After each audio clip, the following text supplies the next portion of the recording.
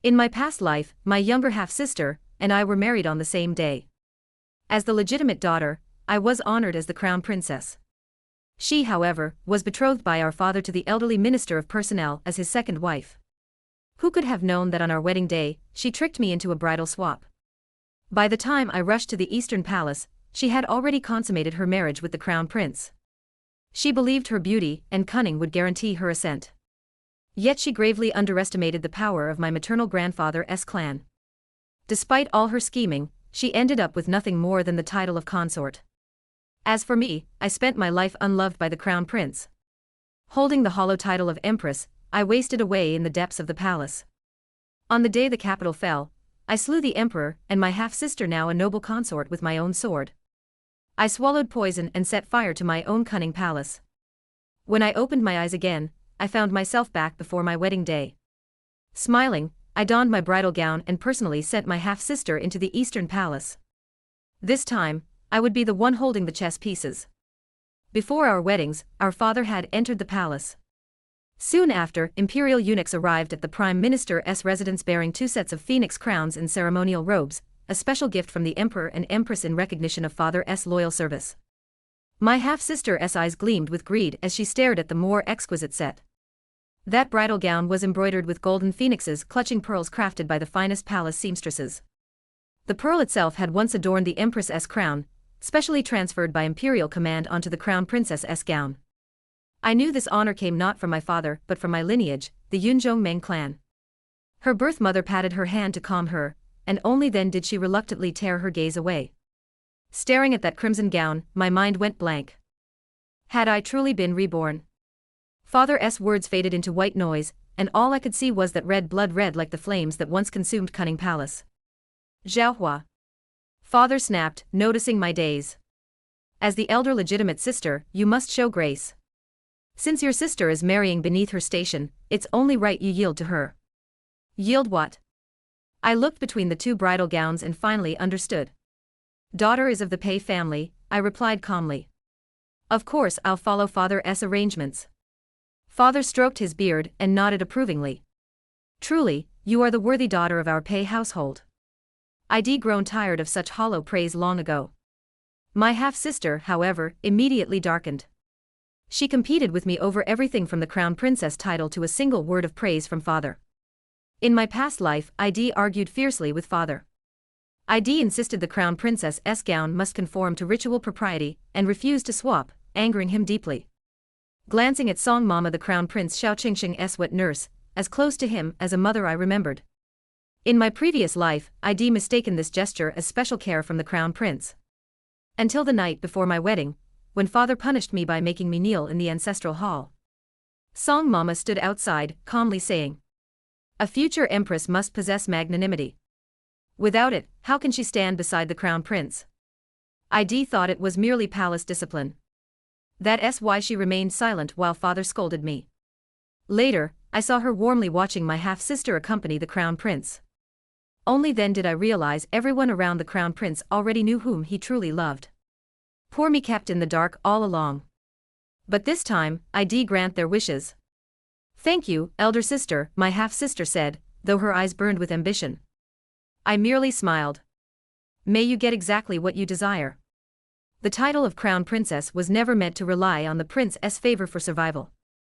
Let us see how a mere illegitimate daughter fares wearing that title in the flesh-eating Eastern Palace.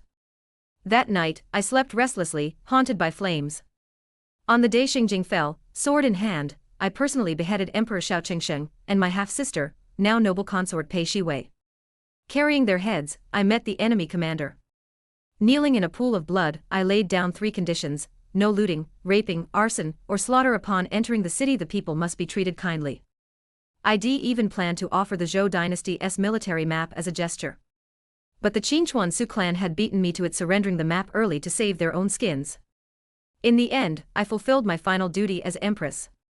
I burned down my cunning palace. To ensure I wouldn't survive, I drank poison. In my dying moments, I regretted ever competing with Pei Shiwei for the title of crown princess, only to waste my life in that gilded cage. Xiao Qingsheng never loved me. Nor did I love him. He was a cowardly, hypocritical man, enslaved by lust, holding the title of heir but wielding no real power. ID always looked down on him. By then, the Zhou dynasty was in decline, yet the great clans still thrived, especially the Yunzhong-Meng and Qingchuansu clans. That's why my father, the prime minister, married his treasured daughter to the elderly minister of personnel. Because that minister bore the surname Su. Long ago, the sole daughter of the Yunzhong-Meng clan had married a poor scholar named Pei Tingqian. Though he rose to become prime minister, the aristocracy forever scorned him as unworthy of his wife's lineage. And I, the only granddaughter of the Meng clan, was born of that union. From childhood, everyone told me, Pei Zhaohua, Meng blood flows in your veins. One day you'll stand beneath only one, above 10,000. So I never dared slacken my efforts. I personally dragged the useless Xiao Qingsheng onto the throne. I pored over imperial memorials, stabilized the court, worked tirelessly day and night only to be branded a treacherous empress who brought ruin to the nation. Meanwhile, he drowned himself in debauchery, neglecting state affairs. When the capital fell, he lacked even the courage to die for his country, only desperate to flee with Pei Shiwei. I had them bound and brought to the city walls. I forced him to witness the young general loyally defending the city till death, now shamefully strung up by the enemy. His corpse hung high on a mast, unrecognizable from afar, yet it shattered my heart. I made him see his people starving, wailing, scattered like discarded rags, though they denourished the imperial family with their blood and flesh. My life overflowed with regrets. Wasted years in the palace, a dynasty in ruins. All vanished to ash in that final fire. A side gate of the Prime Minister's residence opened quietly. A letter, carried by my maid Chuanxi, was delivered to a Yunzhong-Meng-owned shop in Xinjiang. 3 days later, I burned the reply from my maternal clan over a candle. Soon arrived the auspicious date chosen by the imperial astronomers. As the wedding attendant styled my hair, she chanted blessings. 1 stroke to the end, 2 strokes for white-haired harmony. Just then, Pei Shiwei burst into my chamber. Dressed in the crown princess's ceremonial gown, resplendent and dazzling. Sister, isn't this gown far more suited to me? She twirled, smugness dripping from her voice. The room's mood shifted instantly. Attendants stifled their smiles. That gown reserved for the crown princess, now worn by a mere second wife, was outright presumptuous. But Shiwei felt no shame, only smug triumph. I rose and approached her under everyone's anxious gaze. They braced for my anger. But I merely adjusted her crooked hairpin with a gentle smile, as if sending off a beloved younger sister. Marriage is near, yet you're still so rash. No one will indulge you forever. In that treacherous palace, let us see if the weak crown prince can truly shield you. Shiwei froze, then slapped my hand away. Mind your own affairs, sister. He and I share true affection. He'll treasure me like a jewel. Glancing at the red mark on my wrist, I smiled faintly. Then I truly wish you get everything you desire. Her triumphant footsteps faded as she left. Silence swallowed the room. No trace of earlier festivity remained. I sat back before the mirror, meeting the attendant's nervous eyes. Continue, I said calmly. She hastily resumed combing, terrified I'd unleash fury upon her. But I truly felt no anger, only sincere wishes for Shiwei. After all, if she didn't marry Xiao Qingsheng, where would the entertainment be? Xinjiang buzzed with excitement that day. All discussing the Prime Minister's 2 daughters' weddings. The legitimate daughter to the Eastern Palace as crown princess. The illegitimate one to the elderly minister of personnel as his second wife. A perfect match, they called it. Amidst blaring music, I was carried into the minister's mansion. The ceremonial official cried, "First bow to heaven and earth." I yanked off my red veil and tossed it to the floor. Under the guests' stunned stares, I took the seat reserved for the parents. Gasps erupted. Minister Su's wrinkled face twitched, his eyes narrowing with suppressed rage. With a wave, his steward ushered all guests out, including his own sons and daughters-in-law. Soon, only he and I remained in the vast hall. The weight of his gaze finally lifted. "Miss Pei," he began slowly, eyes glinting, "where is my bride?" "What do you think?" I countered. He studied me a moment, then chuckled. If the Prime Minister refused to marry his younger daughter to me, he could be said so plainly. Why humiliate my family this way? He couldn't believe the Meng clan's sole heiress would serve as a substitute bride. There's someone scheming to corrupt the Eastern Palace's bloodline, I said coolly. This bridal swap was their doing. His smile vanished. If Shi Wei merely eloped, he'd suffer temporary shame. But if Shi Di truly entered the Eastern Palace, his entire clan could be implicated. In my past life, this incident cost him his post. He spent half his fortune just to stay in Xinjiang. What do you want? He cut straight to the point. No rush, I sipped tea, tapping the table as I calculated the palace's arrival time. Noticing my ease, he sighed helplessly. I casually mentioned his son. I hear your young master has the face of an autumn moon, the bloom of spring dawn. Miss Pei, speak plainly. The whole city saw my bridal sedan enter your mansion. My reputation is ruined, I stated flatly. But a daughter of Yunzhong Meng will never become your second wife. You're far beyond my family's reach, he sneered. I want your son, I declared. He spat out his tea, choking red-faced. Miss Pei. You're of noble destiny. My son's merely a lowly illegitimate child. How dare he aspire to you? Footsteps approached. I rose, glancing toward the door. That's not for you to decide. Just then, a shrill voice announced. His Majesty's decree. Summon Minister Su and Miss Pei to the palace. I smiled. My grandfather's people had arrived right on time. Minister Su and I entered the palace together. On the throne sat the Emperor and Empress, their presence commanding awe. Kneeling below was the Crown Prince, his wedding robes rumpled, a bruise on his lip. Yet stubbornly clutching Pei Shiwei's hand, as if refusing to rise until granted their union. How deeply devoted. My gaze, however, was drawn to the young man standing beside them. Cousin. I never expected the Meng clan would send him. Meng Yuanji, future clan head, the foremost young master among aristocrats. My heart fluttered until the Empress's sharp rebuke snapped me back. Are you truly determined to marry Pei Shiwei? She demanded. An illegitimate daughter is unworthy of being crown princess. Mother, I care not for others' opinions. She is my true love, Xiao Qingxing declared. The emperor frowned slightly, then turned to me. Zhaohua, would you be willing to share a husband with 2 wives? I understood his implication. All eyes fixed on me, the greatest victim in this affair. I stepped forward and bowed. Your Majesties, I've only just learned of the Crown Princess and my sister's mutual affection. Today's mistaken sedan led to the right groom. It must be heaven's will. Thus, I willingly yield the Crown Princess title to them. The Empress scoffed. How gracious of you. Everyone knew the truth. Normally, the Empress would punished Shiwei lightly and let it pass. As in my past life, where I remained Crown Princess and Shiwei became a consort. But this time, the scandal was exposed by the Meng clan. And by their future head, no less. The imperial family had to offer a proper resolution. I maintained composure, voice trembling with feigned emotion.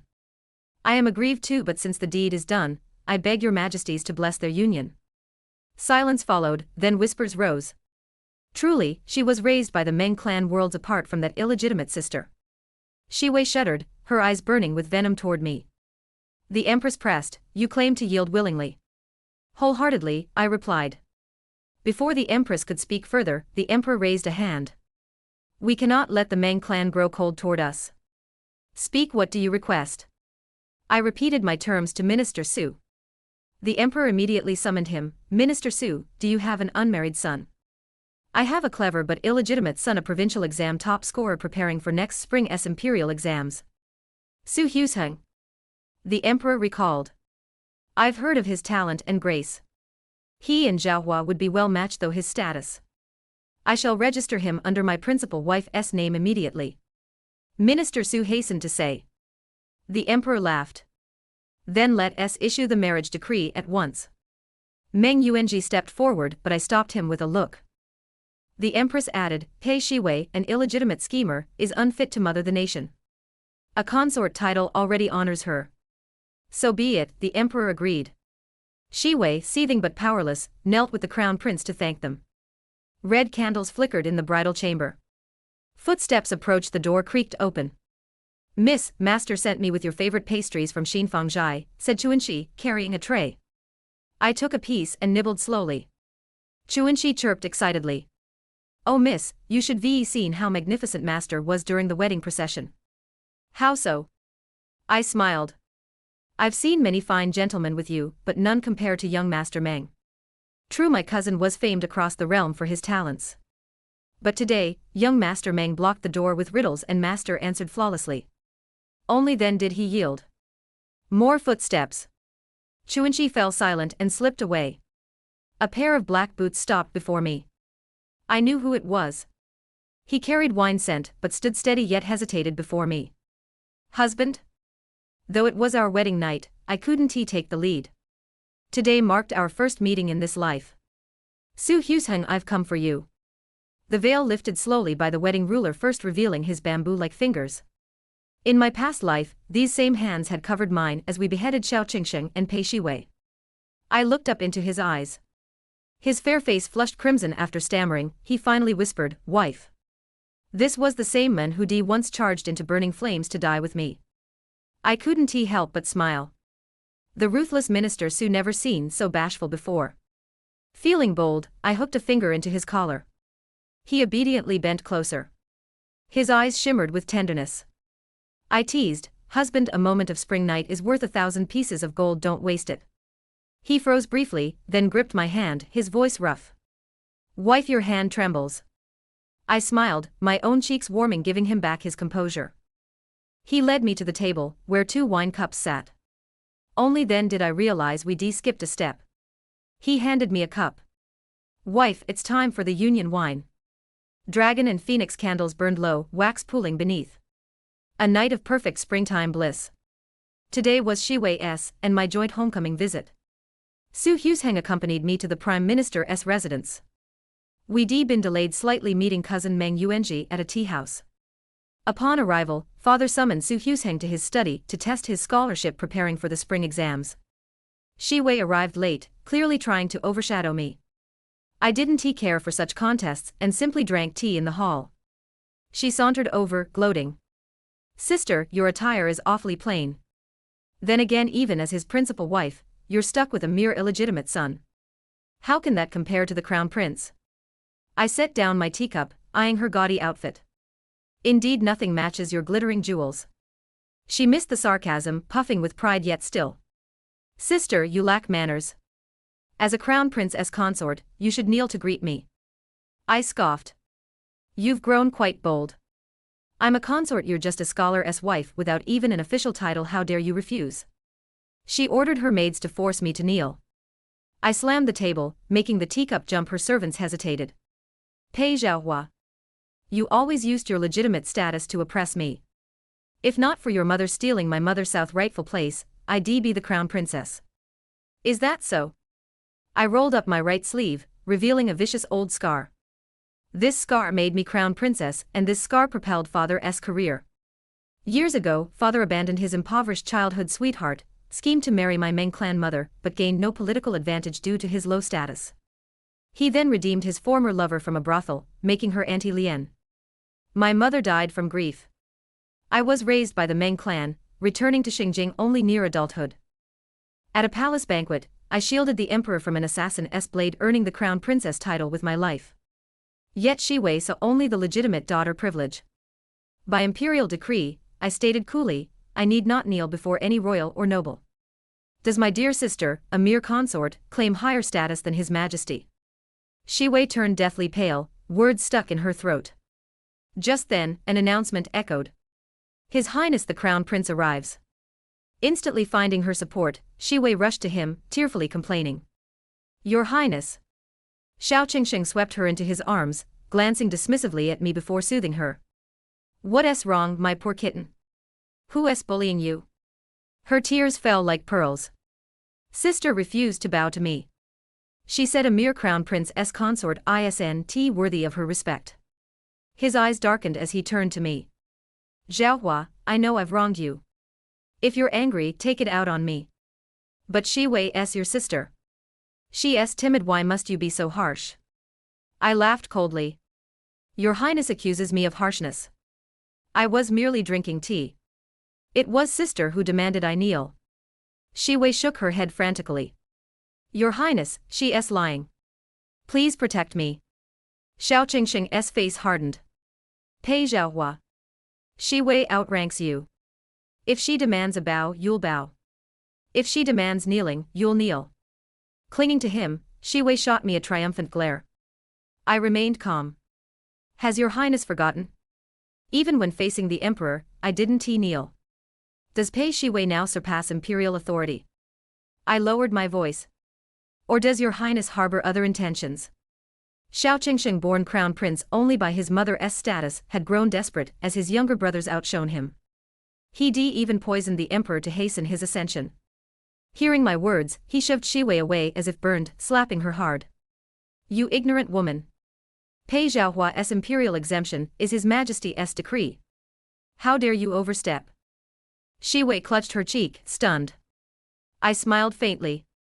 Such undying love indeed. She glared at me venomously, blaming me, as always, though Xiao Qingsheng struck her. He snapped, never speak of this again. Father hurried out to greet the crown prince. Su Husheng approached, silently asking if I was all right. I shook my head gently. Just then, a eunuch's shrill voice announced. Imperial decree.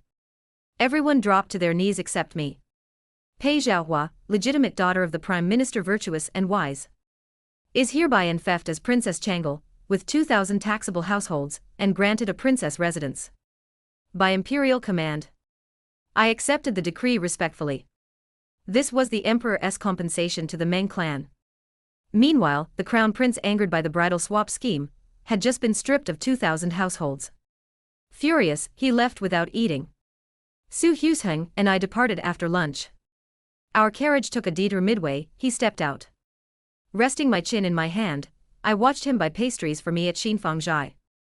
Though newlyweds, he already knew my every preference. Even our wedding snacks were my favorites. This life's path differed greatly from the last.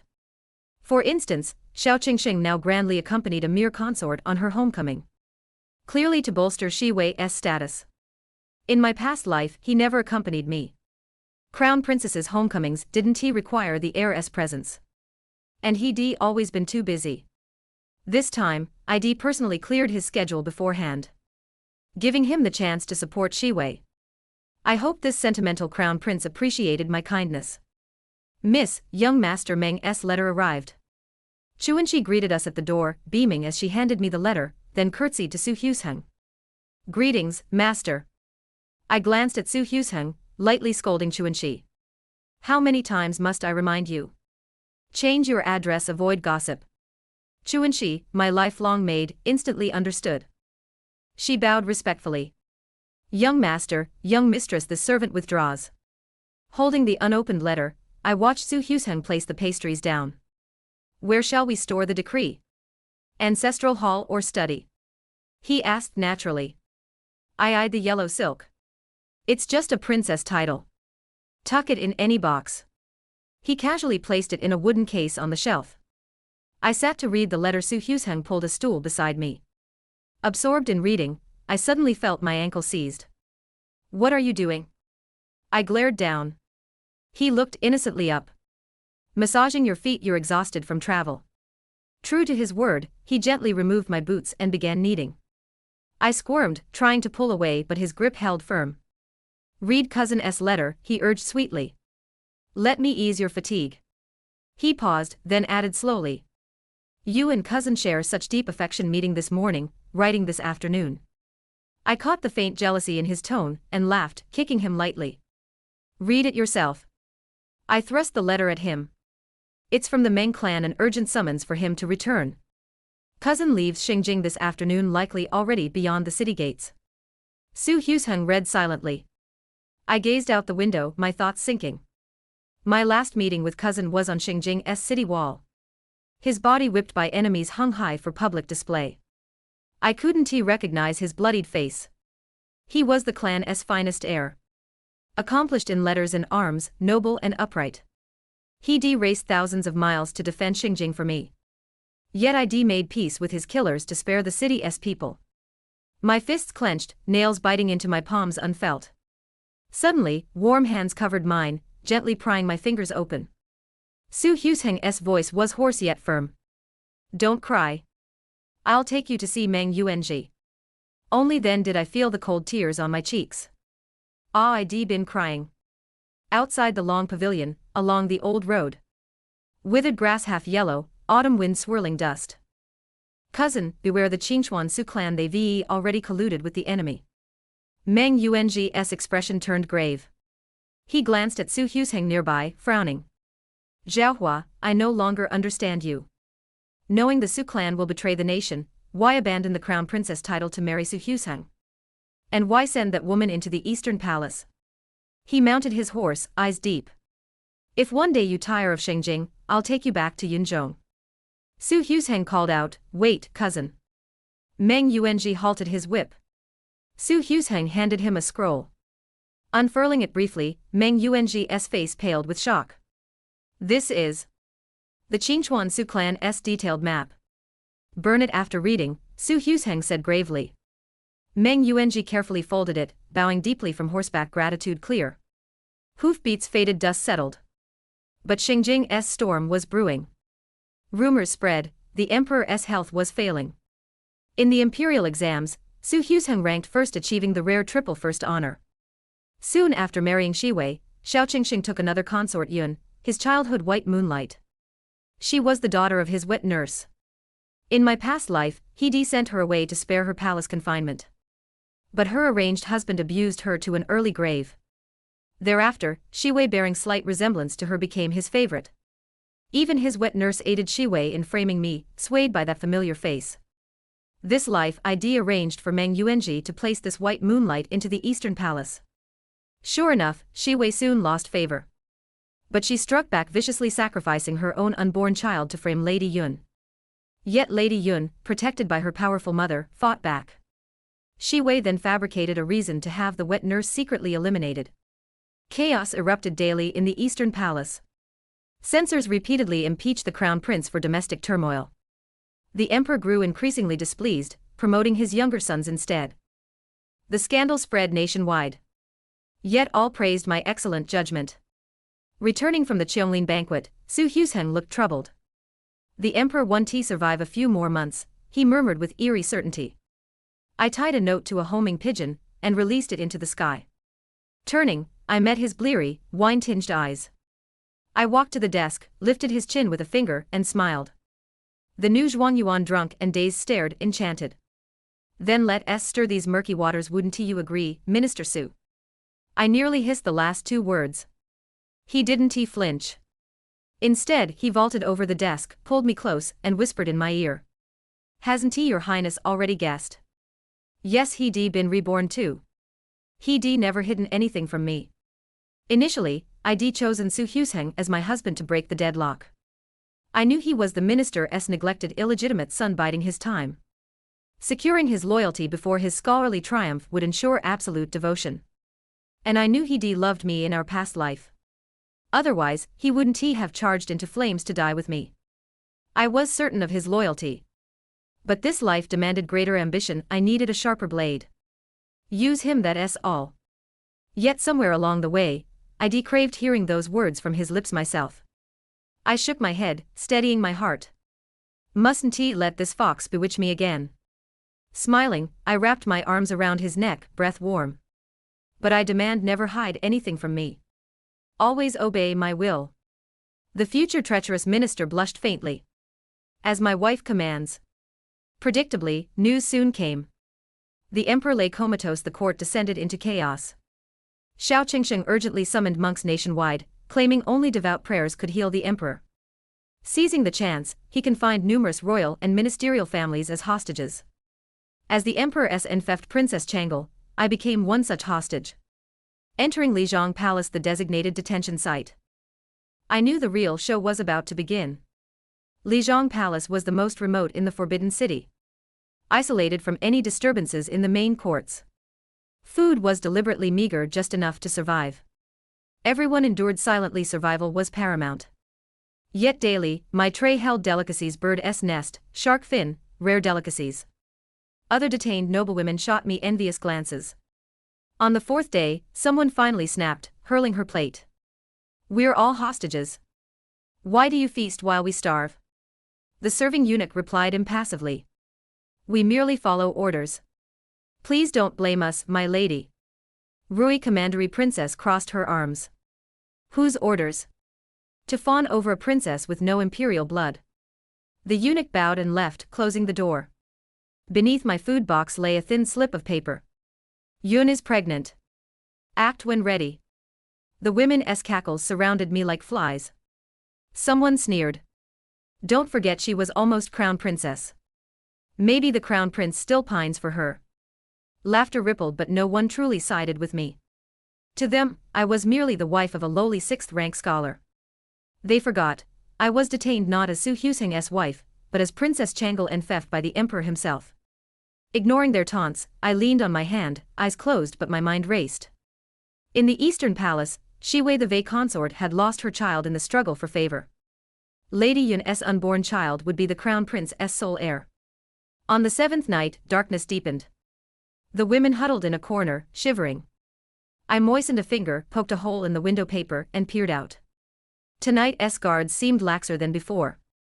Relieved, I returned to my spot, wrapped my robe tighter, and closed my eyes. Midnight brought sudden chaotic footsteps jerking me awake. 6 or 7 torches lit the courtyard. The palace doors burst open. Women screamed as if the executioner's blade had finally fallen. I looked up. Pei Shiwei stormed in, eyes wild with madness and despair. Her gaze swept the room, locked onto me, and she lunged, gripping my collar. Where's the crown prince? I calmly pried her fingers loose. Consort Wei asking a fellow prisoner seems unwise. She shrieked, Pei Xiaohua, stop pretending. Su Husheng is your lapdog. Without his tricks, the crown prince would be already ascended. You jealously watched him dote on me while you married a 6th-rank scholar's wife. Yes, you're jealous. I laughed coldly. Pei Shiwei, still deluding yourself. If Xiao Qingxing truly loved you, why didn't he take you when he fled? Recalling recent intelligence and palace movements, I deduced easily. Xiao Qingxing's coup had failed. In my past life, he fled with Shiwei when the city fell. But after decades as his wife, I knew his selfishness intimately. His deep love masked lawless lust. He even kidnapped civilians resembling his white moonlight. Because Shiwei bore a passing resemblance, he indulged her palace tyranny and murders. Even his escape with her was merely treating her as a disposable bargaining chip. Yet Shiwei remained deluded, screaming. You're jealous. He never loved you. Did you know? He proposed the bridal swap himself. For 14 years you oppressed me with your legitimacy, yet lost to me in the end. She twirled, cackling maniacally. I refused to waste more words. But she wouldn't let go. Seize her. Su Husheng won't dare hide if she's our hostage. Guards hesitated until Shiwei yelled. They surrounded me. Just as a hand reached for me. A whistling arrow pierced the guard's hand, pinning him to a pillar. I dare say who moves. A cold voice rang out. Through the torchlight stepped Su Husheng. Bow in hand, eyes icy, walking straight to me. The crown prince conspired with princes to rebel, attempting to poison his majesty. He has been executed on the spot. Now arresting all remaining traitors. Consort Wei, surrender. Imperial guards flooded in, encircling Shiwei and her men. Su Husheng's voice remained cold, yet his hands were gentle as he draped a cloak over my shoulders. I watched Shiwei, pale, trembling, soul seemingly vanished. With a gesture, Su Husheng had her seized. She thrashed and screamed, losing a shoe, dragged away by guards. More guards entered, ordering detained women to leave. Seeing Shiwei's fate, they dared not move. Su Husheng showed no mercy. I swept the crowd with a sharp gaze. The rebellion quelled. You may return home. Rui Commandery Princess muttered. How do we know you're not plotting something? I smiled thinly. Feel free to join Shiwei in the death cell. Would you like that? She paled and fled instantly. I'm going home. I won't stay with that madwoman. The other women hurriedly followed the guards out. Only Su Husheng and I remained in the vast courtyard. He gazed at me tenderly. My eyes, however, leapt over the palace walls toward the Golden Throne Hall. The crown prince's coup was swiftly crushed. Princes who joined under the guise of purging corruption had eagerly taken the bait we dangled in murky waters. As expected, some drowned in their own greed. None escaped unscathed, dead, crippled, or driven mad. Whether their madness was real mattered little. Old ministers involved were demoted or executed. My heartless father the Prime Minister was stripped to a ninth-rank clerk. Suffered a stroke and lay paralyzed in bed. Sheng Jing trembled in fear. History would call this the Wuhan incident. The emperor, enraged, coughed blood and died within half a month.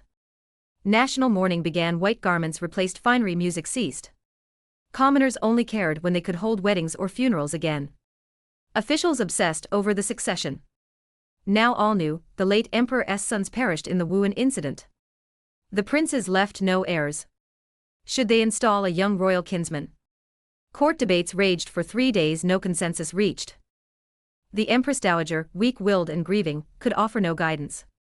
Su Husheng, rewarded for his role in quelling the rebellion, was promoted thrice, gaining eligibility to attend court. When the bickering exhausted the officials, he stepped forward with his ceremonial tablet.